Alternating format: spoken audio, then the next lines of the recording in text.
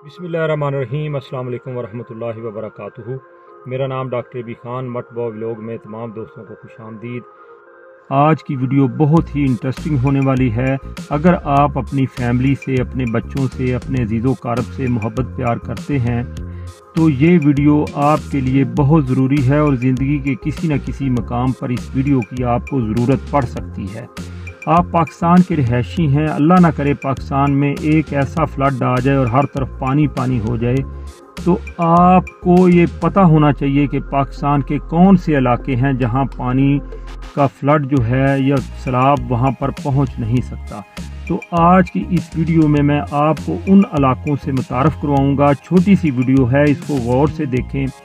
जो मेरे दोस्त इस चैनल पर न्यू हैं उनसे ये दरख्वास्त है कि चैनल को सब्सक्राइब करें, वीडियो पसंद आने की सूरत में इसको लाइक करें।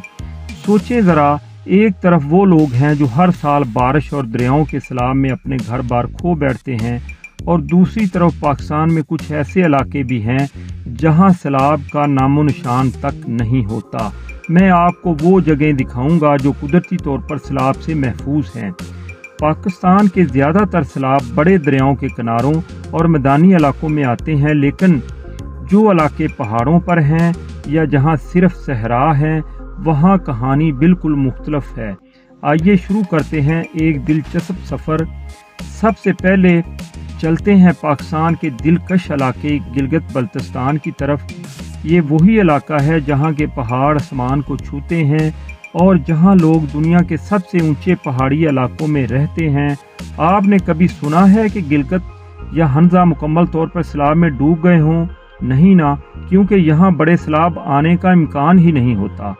हाँ, कभी कभार ग्लेशियर के पिघलने या झील फटने से मकामी गांव मुतासर होते हैं। इसे हम glacier leak out burst flood कहते हैं, लेकिन ये बड़े दरियाओं के सैलाब जैसा नहीं होता और अमूमन चंद दिनों में हालात नॉर्मल हो जाते हैं।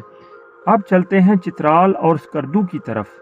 अगर आपने कभी ये इलाके देखे हों तो आपको पता होगा कि यहाँ की वादियाँ कितनी खूबसूरत हैं, लेकिन दिलचस्प बात यह है कि यहाँ खुले मैदानी इलाके नहीं हैं जहाँ पानी जमा हो सके, इसीलिए बड़े सैलाब यहाँ नहीं आते।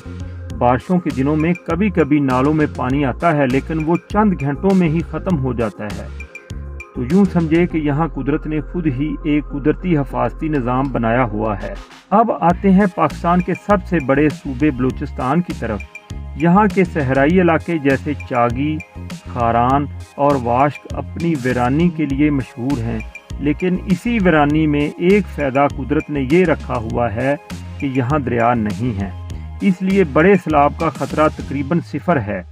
हाँ, बारिश के बाद कभी कभार पानी पहाड़ों से बहकर नालों में आता है, इसे हम फ्लैश फ्लड कहते हैं, लेकिन ये इतनी देर नहीं ठहरता और बड़े नुकसान का सबब नहीं बनता।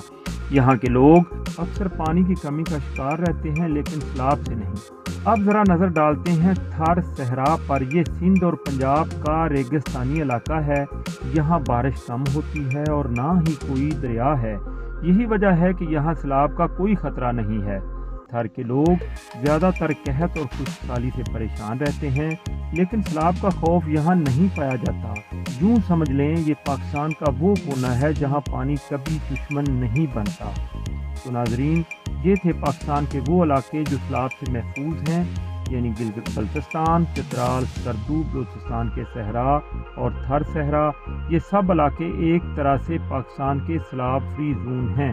अगर आप अपनी फैमिली से मोहब्बत करते हैं, अपने बच्चों से मोहब्बत करते हैं और आने वाले दिनों में जैसे मौसमी तगय्युरात या मौसमी हालात चेंज हो रहे हैं, तो आपको कभी भी इन इलाकों की तरफ जाना पड़ सकता है।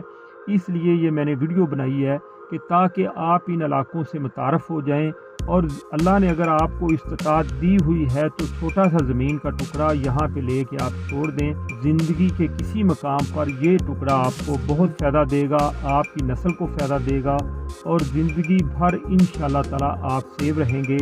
तो बहुत शुक्रिया। अगर आपको वीडियो पसंद आई तो लाइक करें, चैनल को सब्सक्राइब करें और दोस्तों के साथ शेयर करें। और हाँ, कमेंट्स में बताएं कि आप किस इलाके के बारे में मज़ीद जानना चाहते हैं। तो इंशाअल्लाह ताला नेक्स्ट वीडियो में मुलाकात होगी। तब तक के लिए अल्लाह हाफ़िज़।